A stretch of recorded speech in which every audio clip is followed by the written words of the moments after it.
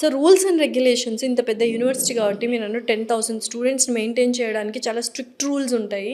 So rules and regulations ఎలా ఉంటాయి? మెయిన్గా మేడం ఇవి ఏంటంటే 10th వరకు ఇంటర్ వరకు ఒక టైప్ ఆఫ్ థింగ్ ఉంటుంది మేడం. అవును. ఈవెన్స్ ఇంజనీరింగ్ మీరు డిగ్రీ రిలేటెడ్ కోర్సెస్ ఉంటే యూజీసీ మానిటరింగ్ ఇవన్నీ ఉంటాయండి. సో మెయిన్గా ఏంటంటే అటెండెన్స్ అనేది చాలా మ్యాండేటరీ అండి. ఎస్. అసలు మీకు 10th వరకు ఇంటర్లో వరకు మీకు అటెండెన్స్ ఒకవేళ ఉన్నా లేకపోయినా కానీ that depends upon student and parents కానీ ఏదైతే ఉందో అడ్మినిస్ట్రేషన్ వాళ్ళ మీద డిపెండ్ అయి ఉంటుంది.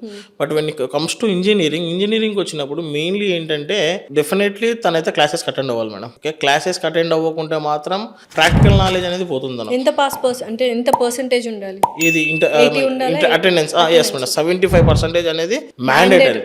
75% కింద లేకుంటే దెన్ తనకి ఏదైనా మెడికల్ ఇష్యూస్ ఉంటే he has to submit the bill.